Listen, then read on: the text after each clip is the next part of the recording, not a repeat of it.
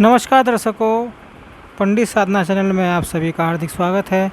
आज हम आपको लूना चमारी की संपूर्ण कथा सुनाएंगे कि किस प्रकार ठाकुरों की हवस ने खूंखार बनाया तांत्रिका को, लूना चमारी को खूंखार तांत्रिका। संपूर्ण कथा सुनाएंगे। इसमें कामरूप की जादूगरनी तांत्रिका का पूरा विस्तृत विवरण होगा।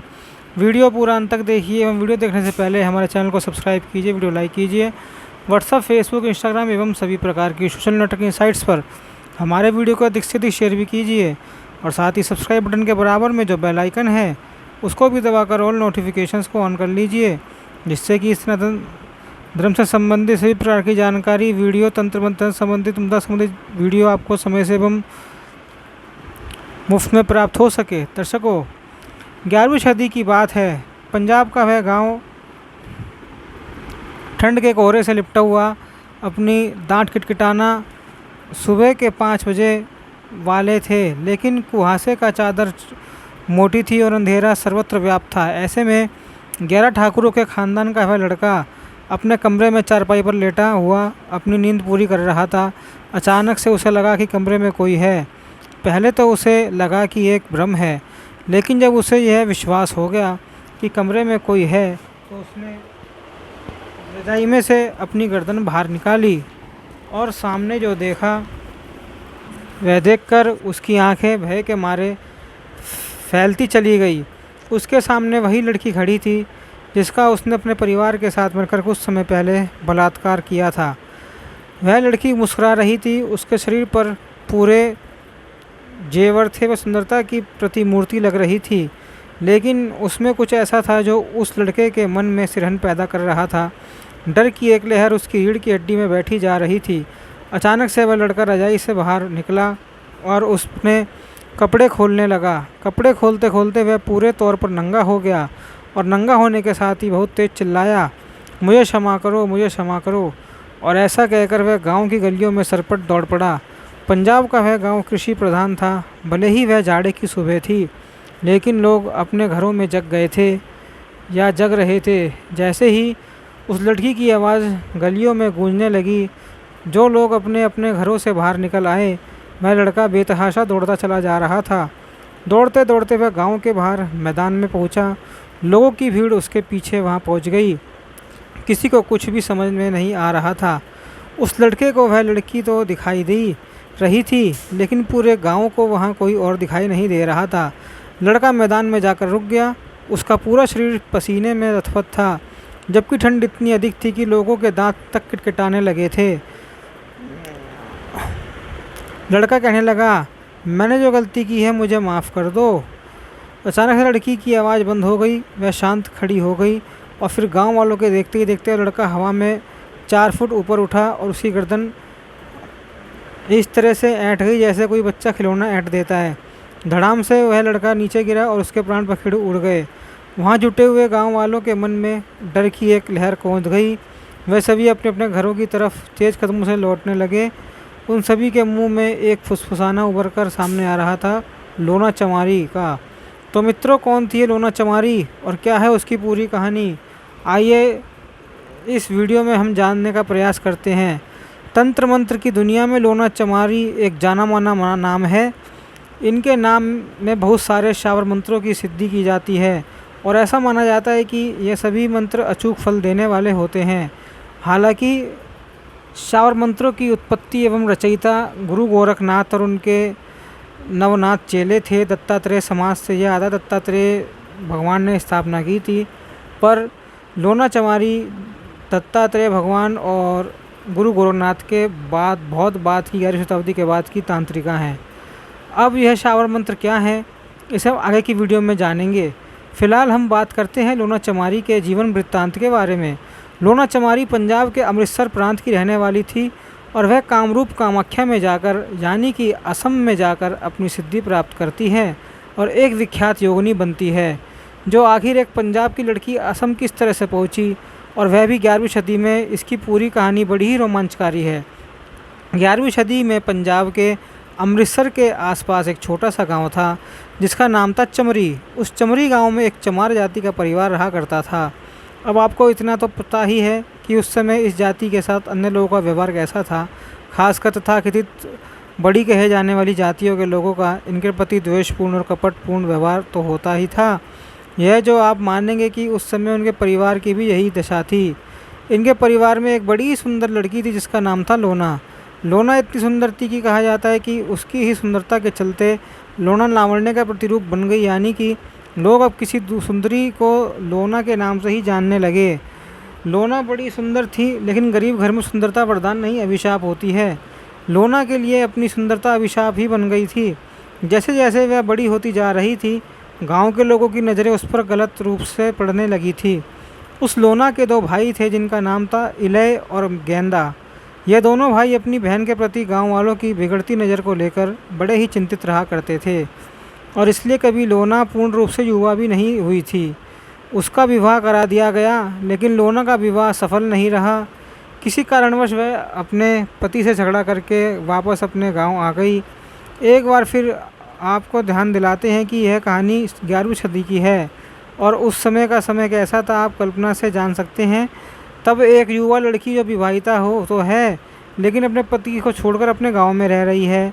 एक तथाकथित छोटी कहे जाने वाली जात से आती है, गरीबी में चल रही है। ऐसे में गांव वालों की नज़र उस पर ख़राब हो जाए तो यह उस समय के हिसाब से कोई संदेह वाली बात नहीं थी। और हुआ भी ऐसा ही। उस गांव के लोगों ने उस लड़की के ऊपर अपनी गंदी नज़र की डालना प्रारंभ कर दिया। उसी गांव में एक ठाकुरों का परिवार रहता था जिसमें 11 पुरुष थे। ऐसा कहा जाता था कि इसी के चलते उस ठाकुरों के परिवार को 11 ठाकुरों का खानदान कहा जाने लगा। उन ठाकुरों में से एक ने उस लड़की के साथ व्यभिचार करने का प्रयास किया, लेकिन लोना ने इस प्रयास को मना कर दिया। उसके प्रति विरोध करने से उनका क्रोध अपने चरम पर पहुंचा कि हमें एक लड़की मना कैसे कर रही है। और फिर उस पूरे परिवार के 11 लोगों ने बारी बारी से उसके साथ चमत्कार किया। वह लड़की अभी युवा थी, उसका यौवन अभी पूर्ण रूप से आया भी नहीं था कि उसके साथ यह दरिंदगी भरी घटना घट गई। तब ना तो कोई संविधान था, ना ही कोई सुप्रीम कोर्ट, ना ही राजा के पास इतनी फुर्सत थी कि इस तरह के मामले वह सुने। साथ ही वह तथाकथित छोटी और बड़ी जातियों के बीच का मामला था, तो इसमें जीत बड़ी जातियों की ही होनी थी। लोना की दुर्दशा पर पूरा गांव हंसता रहा, लेकिन किसी ने ठाकुरों की तरफ उंगली नहीं उठाई। युवावस्था का जोश ऐसा होता है कि आदमी कुछ भी कर गुजरने को तैयार हो जाता है। लोना चाहती थी कि उन ठाकुरों से अपने पर किए गए अत्याचार का वह बदला ले सके।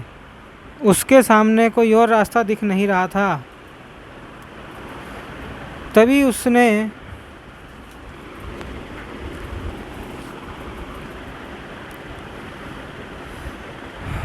दिल्ली की योगिनी के बारे में सुना। वह उनके बारे में तरह तरह की कहानियाँ सुनती थी। उस समय तंत्र मंत्र का प्रचार भी जोरों शोरों से हो रहा था। योगिनियों ने अपने प्रचार के बहुत सारे माध्यम फैला दिए थे। वह योगी गोरखनाथ जी की परंपरा से आते थे। इन योगियों के चलते ही संस्कृत मंत्र की जगह पर शावर मंत्रों का प्रचलन बढ़ने लगा, जो गुरु गोरखनाथ की देन थी। तंत्र मंत्रों में शावर मंत्रों का प्रयोग नहीं होता। यही वह समय था जब भारत में भी इस्लाम के सूफी मत को मानने वाले लोग अपना पैर जमा चुके थे। यह लोग भी भारतीय पद्धति से मिलकर एक नई पद्धति का विकास कर रहे थे। इसी पद्धति में आता है शावर मंत्र। शावर मंत्र ऐसे मंत्र हैं जिनमें संस्कृत के शब्दों का प्रयोग कम होता है और प्रचलित हिंदी, उर्दू तथा फारसी के और लोकल भाषाओं के शब्दों का प्रयोग अधिक होता है। शावर मंत्रों और संस्कृत के मंत्रों में सबसे बड़ा अंतर यह है कि संस्कृत के मंत्र बड़े ही शुद्ध होते हैं। वे मात्र पवित्र हृदय से सिद्ध किए जा सकते हैं, और प्रत्येक मंत्र को प्रत्येक व्यक्ति को सिद्ध करना पड़ता है। ऐसा नहीं है यदि मैं गायत्री मंत्र को सिद्ध कर लूँ तो आप बिना प्रयास के सिर्फ मेरा नाम लेकर उस मंत्र को सिद्ध कर सकते हैं। आपको भी गायत्री मंत्र को उतना ही परिश्रम से सिद्ध करना पड़ेगा जितना परिश्रम मैंने किया है, और उतना ही प्रयास करना पड़ेगा जितना यदि मैं सिद्ध करने के लिए करता हूँ। लेकिन शावर मंत्रों के साथ ऐसा नहीं था, अभी भी नहीं है। शावर मंत्रों के बारे में यह मान्यता है कि यदि कोई पहुँचा हुआ तांत्रिक एक बार उन्हें सिद्ध कर ले और अपने नाम से उसे बांध दे, अपनी आन दे दे, अपनी कसम दे दे, तो फिर दूसरे लोग उस तांत्रिक के नाम से उस शावर मंत्र को बहुत ही अल्प समय में सिद्ध कर सकते हैं, बिना सिद्ध किए ही काम कर सकते हैं। उस समय शावर मंत्रों की प्रसिद्धि बढ़ने लगी थी। तंत्र मंत्र का प्रचार जोरों शोरों से था।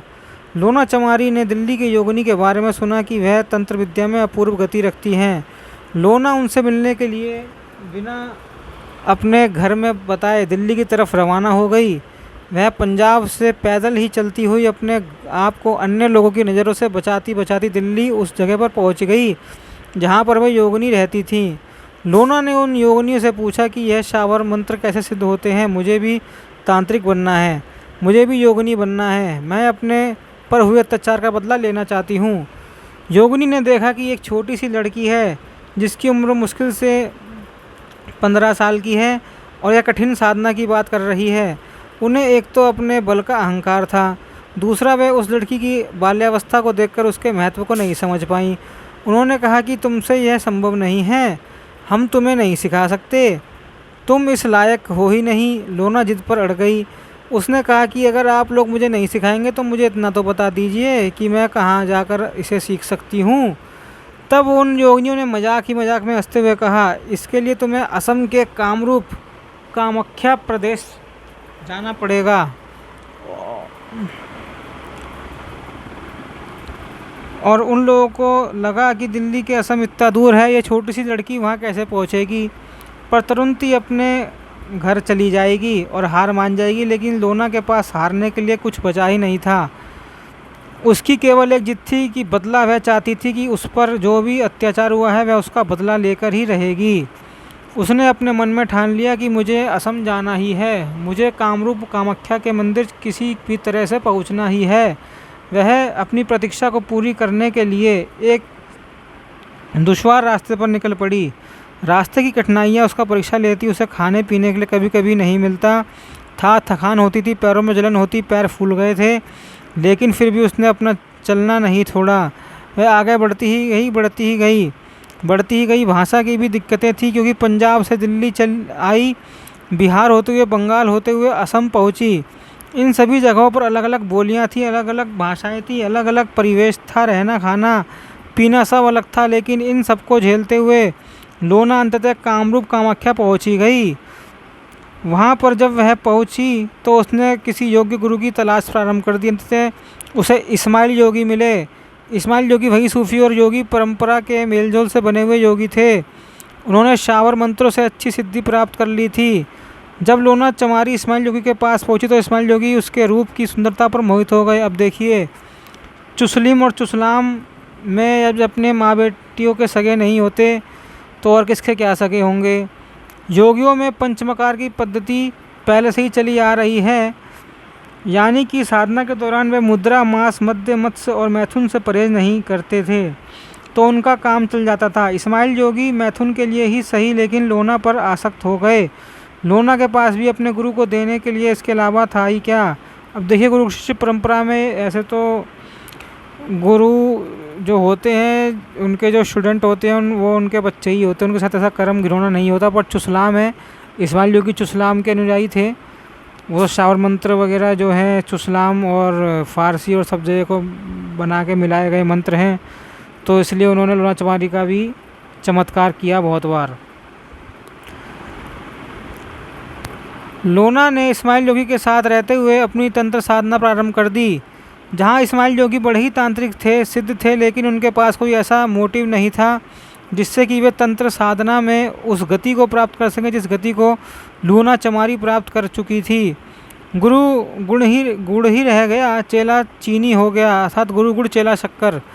लोना चमारी अपने गुरु से भी बहुत अधिक तांत्रिक सिद्ध हो गई और फिर वह गई पंजाब, लेकिन इस बार अपने सूक्ष्म शरीर से गई, अर्थात वाईफाई के थ्रू नेटवर्क साध लिया अपने उस शरीर से जिसका कि भोग उस लोगों ने किया था। फिर वही हुआ जो हमने इंट्रोडक्शन में आपको बताया था।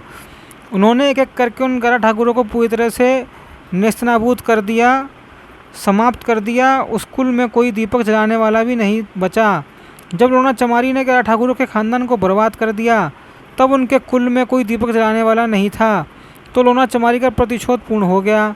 फिर उनके पास और करने के लिए क्या था। तब लोना चमारी ने सोचा कि पुरुष स्त्रियों पर बहुत अधिक अत्याचार करते हैं और ख़ासकर बड़ी जाति के लोग छोटी जातियों के लोगों पर बड़े ही अत्याचार करते हैं।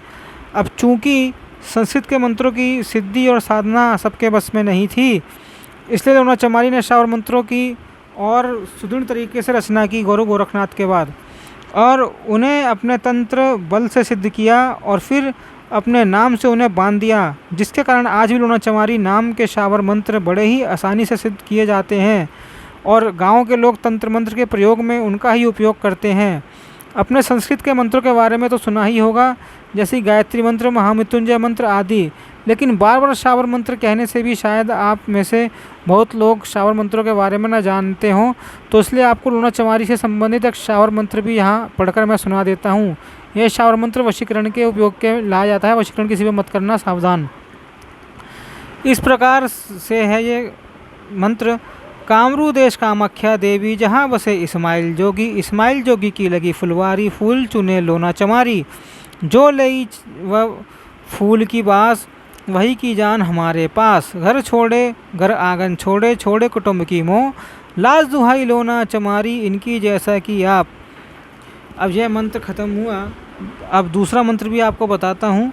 ये तो वशीकरण का मंत्र था। जैसे किसी का पेट खराब हो, पेट गुम हो रहा हो, पेट की कोई समस्या हो, तो ऐसे ही सावर मंत्र है। पेट पे हाथ घुमाते हुए बोलेंगे, अज्र हाथ वज्र हाथ बसम करे सब पेट का भार, दुहाई अहमद शाह आली पंडवा की। अब देखिए, इस मंत्र को देखकर समझ गए होंगे कि यह मंत्र संस्कृत के पदों में ना होकर के बोलचाल की भाषा में है। और इस मंत्र की खासियत इसमें नहीं है कि यह मंत्र अपने आप में बड़ा ही प्रसिद्ध है, बल्कि यह मंत्र लोना चमारी ने अपने नाम से बांध रखा है। इसलिए इस मंत्र में यह प्रभाव है जिसको सिद्ध कर लेने के बाद आप वशीकरण को प्राप्त कर सकते हैं। अब मित्रों, बात आती है कि लोना चमारी की प्रसिद्धि कितनी पुरानी है। तो एक ग्रंथ है पद्मावत, जिसके बारे में आपने ना सुना तो होगा, पर यह मुझे नहीं लगता। पद्मावत मलिक मोहम्मद जायसी जी की रचना है, जिसकी रचना उन्होंने 14वीं शताब्दी में की थी। उसी पद्मावत में एक कथा आती है कि राजा रत्नसेन जब पद्मावती को लेकर अपने देश वापस गए, तो पद्मावती के साथ सिंगल द्वीप में से एक ब्राह्मण भी आया। सिंगल द्वीप मतलब श्रीलंका, जिसका नाम था राघव। राघव चेतन तांत्रिक था। उसकी सिद्धि बड़ी ही अद्भुत थी। एक बार राजा रत्नसेन के दरबार में वह बहस छिड़ गई कि आज अमावस्या है या द्वितीया है। वास्तव में उस दिन अमावस्या ही थी, जो कि राजा रत्नसेन के ज्योतिषियों भी कह रहे थे, लेकिन राघव चेतन हटकर बैठा कि आज द्वितीया है। वास्तव में यह राघव चेतन की गलती थी। उसने गणना में गलती हुई थी। उस दिन अमावस्या ही थी, लेकिन दिन का समय था, तो यह निर्णय करने का कोई आधार तो था नहीं उस समय। इसलिए रत्नसेन ने कहा कि आज के समय यह देखा जाएगा। अगर आज अमावस्या हुई तो अपने ज्योतिषी को मैं बहुत सारा धन दूंगा और राघव चेतन को दंड मिलेगा, और अगर द्वितीया हुई तो राघव चेतन को दान मिलेगा और अपने ज्योतिषी को मैं दंड मिलेगा। सभा बर्खास्त हो गई और सभी लोग रात होने की प्रतीक्षा करने लगे। रात आई। वह रात अमावस्या की ही थी, लेकिन राघव चेतन इतना तांत्रिक था, पहुँचा हुआ, कि उसने अमावस्या की रात को ही चंद्रमा लाकर दिखा दिया। दूज का चांद अमावस्या की रात में चमक रहा था आसमान में। राजा रतन सेन ने सभी ज्योतिषी आश्चर्य थे, क्योंकि एक की गणना गलत हो सकती थी, सभी की गणना कैसे गलत होगी। लेकिन रत्नसेन जो अपनी आंखों से देख रहे थे, उन पर वे कैसे विश्वास नहीं करते। तय हो गया कि राघव चेतन को दान मिलेगा और अनेक ज्योतिषों को दंड मिलेगा। लेकिन फिर तुरंत ही उस तंत्र का प्रभाव समाप्त हुआ, तो सबने जाना कि आज अमावस्या ही है। वास्तव में जब राजा को यह पता चला कि आज अमावस्या है, तो उसने राघव चेतन को दंड देकर अपने राज्य से बहिष्कृत करके निकाल दिया। और वही राघव चेतन खिलजी के पास गया। मोहम्मद खिलजी, जो आपने पद्मावती फिल्म देखी है ना, मोहम्मद खिलजी और उसकी शाहिद कपूर की, ये वही प्रसंग है, पर फिल्म में कुछ और दिखाया। मैं आपको असली प्रसंग बता रहा हूँ पद्मावत ग्रंथ से। और उसने पद्मावती की तारीफ़ की। दोस्तों, यदि आप चाहते हैं कि पद्मावती की पूरी कहानी, जो कि बड़ी ही रोचक है और निश्चित तौर से फिल्म से बहुत ही अलग है, आपको मैं सुनाऊं पॉडकास्ट के माध्यम से, तो आप कमेंट बॉक्स में मुझे आदेश कर सकते हैं। इस वीडियो को लाइक और चैनल को सब्सक्राइब करने के बाद प्लीज़। तो यह कथा यहाँ पर क्यों आई, क्योंकि इसी दौरान पद्मावत में मलिक मोहम्मद जायसी जी लिखते हैं कि एही गुरु चमारे लोना, एही गुरु यानी किसकी, राघव चेतन की एही गुरु चमारिन लोना, सीखा कामरू पड़तन टोना, दूजी अमावस में है वो दिखावे, एक दिन राहु चांद कहलावे। कहते हैं कि राघव चेतन की जो गुरु है वह चमारिन लोना है, इसलिए इसमें इतना ताकत है कि वह अमावस्या के दिन दूज का चांद दिखा देता है आसमान में। अगर वह चाहे तो राहु को लाकर के चांद का ग्रहण भी करवा दे। इसी पद्मावत में एक जगह एक टोना टोटका करने वाली ब्राह्मणी है, वह भी चमारिन लोना का नाम लेते हुए कहती है कि जैस कामरू चमारी लोना को न छरा पड़त और टोना, कि जैसे चमारी लोना है जिसका टोना पड़ने से कोई भी बच नहीं सकता, वैसे ही मैं हूँ। तो इसलिए चूँकि यह ग्रंथ 14वीं शताब्दी में लिखा गया था, तो हम मान सकते हैं कि लोना उससे पहले ही हुई होगी, 11वीं शताब्दी में, 3 शताब्दी पहले। तभी तो उसकी प्रसिद्धि यहाँ तक पहुँची। और बहुत पहले इसलिए नहीं हो सकती थी क्योंकि 6ठी शताब्दी 7वीं शताब्दी में तो इस्लाम का उदय हुआ था अपने वहाँ पे अरब देशों में, और उसके बाद भारत में वह लगभग 10वीं शताब्दी के आसपास ही एक सूफ़ी मत के रूप में प्रचलित हो पाए। तो इस्माइल जोगी, जो कि सूफ़ी और योग परंपरा के मेल से बना हुआ योगी था, वह 11वीं शताब्दी से पहले ही, ऐसा मानना थोड़ा सा कठिन लगता है। इसलिए लोना चमारी को 11वीं शताब्दी के आसपास का माना जाता है। मित्रों, एक और लोना चमारी की कथा यहाँ पर आती है, जो अपने ही सौतेले बेटे के साथ रंगारंग कार्यक्रम बनाने की कोशिश में नाकामयाब हो गई थी। यह कहानी पहले वाली कहानी से बिल्कुल अलग है, और यह लोना चमारी भी पंजाब क्षेत्र की ही है, लेकिन यह पंजाब अमृतसर वाला पंजाब नहीं बल्कि सियालकोट पाकिस्तान वाले पंजाब का है। वास्तव में सियालकोट पंजाब में आज भी चम्यारी नाम का एक गांव है, जिस गांव के बारे में ऐसा माना जाता है कि यहाँ पर लोना चमारी का एक महल है। और लोना चमारी की कहानी यह है कि सियालकोट में एक राजा हुआ, राजा सलवाह की पहली पत्नी से एक पुत्र उत्पन्न हुआ। जब वह पुत्र उत्पन्न हुआ तो ज्योतिष ने कहा कि इसे एक कमरे में बंद कर दीजिए और 12 वर्ष तक इसे किसी की भी नज़र में मत आने दीजिए। अगर आप ऐसा नहीं करते हैं तो इसके प्राण पर खतरा है। उस समय ज्योतिष की बात को टालने का साहस किसी भी राजा में नहीं होता था, इसलिए उन्होंने अपने पुत्र, जिसका नाम की पूर था, उसके लिए एक अलग महल बनवाया और सभी से दूर उसे उस महल में रखवा दिया। वहाँ पर भोजन पानी भी उसे बाहर से ही दिया जाता था ताकि किसी की भी नज़र उस पर ना पड़ सके। उस महल के सुख सुविधा के तमाम साधन थे, व्यायाम से लेकर के वहाँ पर खाने पीने, सोने उठने, बैठने घूमने, हर तरह की सुविधा की। कोई नहीं था तो इंसान का बच्चा, वहाँ पर कोई भी आदमी नहीं जा सकता था। ऐसा करते करते वह लड़का 12 साल वहाँ पर रहा। उस समय 12 साल में लोग जुआ मारने जाने लगते थे। 12 साल चूँकि धूप से अलग रहते हुए, एक अलग जगह घर रहते हुए, अच्छा खाना खाते हुए पूर्ण पद का विकास बड़ा ही सुंदर हुआ। वह सुगठित शरीर का मालिक हुआ और बड़ा ही देखने में सुंदर था। इसी दौरान राजा अपने वृद्धावस्था में एक लोना नामक लड़की से शादी कर लेता है। लोना बड़ी सुंदर थी। लोना की जितनी भी कहानियां हैं उसमें एक चीज़ कॉमन है कि लोना नाम की जो भी स्त्री है वह बड़ी ही सुंदर है। लोना बड़ी सुंदर थी, लेकिन राजा वृद्ध हो चले थे। वह लोना के शरीर की ज़रूरतें और चमत्कार करने से वे समर्थ नहीं थे, लेकिन लोना करे भी तो क्या करे। इसी दौरान वह लड़का पूर्ण 12 वर्ष का हो गया। ज्योतिष का दिया हुआ समय व्यतीत हो जाने पर राजा पूरन को बाहर निकालते हैं और पूरन से गले मिलते हैं कि फिर पूरी कहानी बताते हुए कहते हैं कि आप जाओ और खास में जाकर अपनी नई माँ से मिल लो, रानीवास में जाकर अपनी नई माँ से मिल लो। पूरन 12 वर्ष का युवा था। उस समय के हिसाब से 12 वर्ष का युवा ही होता था। आज तो 12 वर्ष का बालक ही माना जाता है। जब पूरन अपनी माँ के पास गया तो लोना, जो कि कम उम्र की थी और उस समय जिस तरह से विवाह होता था उसे देखकर माना जा सकता है कि वह 15 साल के उम्र के आसपास होगी।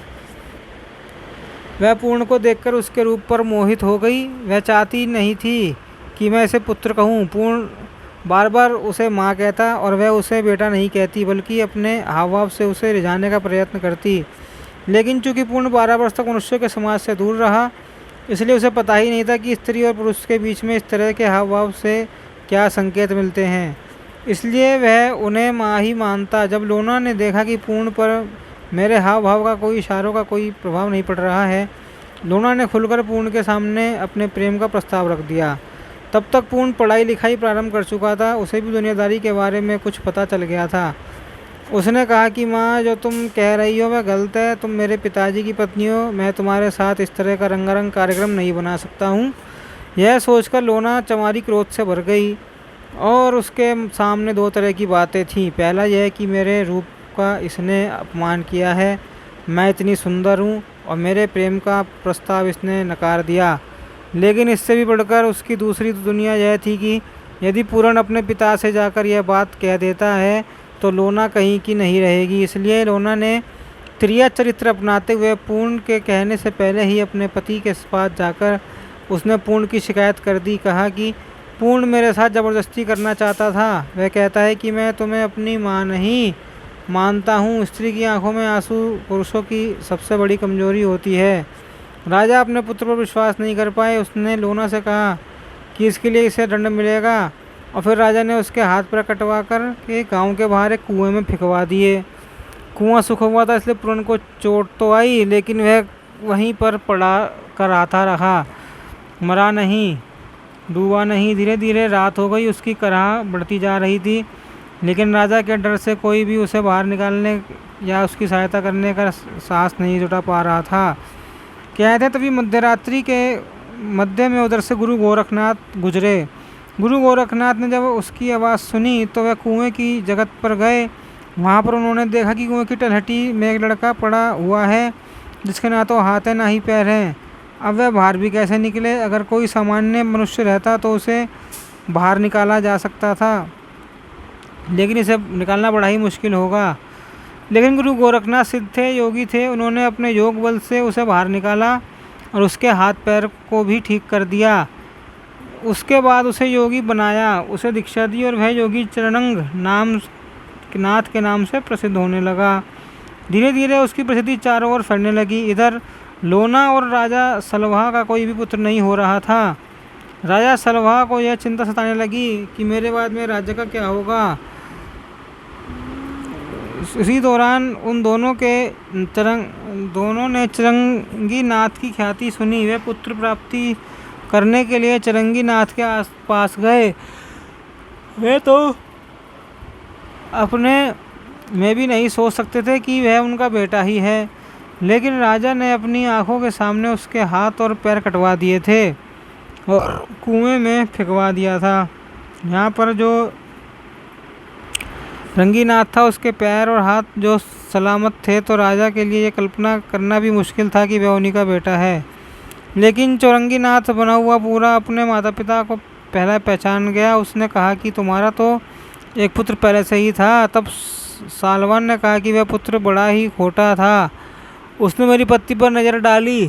अपनी सौतेली माता के साथ ही उसने चमत्कार करना चाहा, इसलिए मैंने उसे मरवा दिया। तब वहाँ पर चरंगनाथ ने कहा कि अगर लूना सत्य बोलेगी तभी उसे पुत्र मिलेगा। सत्य क्या है लूना? तब यह बताओ कि लूना ने वहाँ पर अपना पाप कबूल कर लिया। उसने फूट फूट कर रोते हुए कहा कि उसने गलत दृष्टि मुझ पर नहीं डाली थी, बल्कि मैं ही उस पर गलत दृष्टि डाल रही थी। वह तो मना कर रहा था। जब राजा ने यह सुना तो उसने दुख का पारावार नहीं रहा। वह वहीं पर फूट फूट कर रोने लगा। ऐसा कहा जाता है कि राजा के प्राण निकल जाएंगे, जैसे पुत्र वियोग में दशरथ जी के प्राण निकल गए थे। तब रंगीनाथ ने देखा कि मेरा पिता टपक जाएगा, तो उसने अपना पूरा परिचय दिया कि गुरु गोरखनाथ की कृपा के बारे में बताया। इस पर राजा ने कहा, मुझे कोई पुत्र नहीं चाहिए, तुम घर चलो और तुम ही राज्य का संचालन करो। लेकिन रंगीनाथ योगी हो चुका था। उसने कहा, मैं साधु हूँ, मैं किसी भी तरह से आपके राज्य में नहीं जाऊँगा। मुझे कोई मोह माया नहीं है। आप घर जाइए, सुखी रहिए और आपको अवश्य ही पुत्र रत्न की प्राप्ति होगी। कहते हैं उसके बाद लोना को एक पुत्र हुआ, जिसने कि राजा सलवान का राज्य संभाला था। इसी लोना के नाम से आज भी चमियारी गांव में एक महल है, जिसे लोना चमियारी का महल कहा जाता है। और चमियारी गांव के नाम से ही लोना का नाम लोना चमियारी प्रसिद्ध हो गया। तो मित्रों, लोना चमारी की यह दो कथाएं थी। पहली कथा तंत्र मंत्र वाली लोना चमारी की थी, दूसरी कथा एक रानी लोना की थी जो चमियारी गाँव में रहती थी। आपको कैसी लगी ये कहानियाँ कमेंट बॉक्स में अवश्य बताइएगा। मिलते हैं अगले वीडियो में, अगली प्रस्तुति में। जब तक के लिए जय तारा।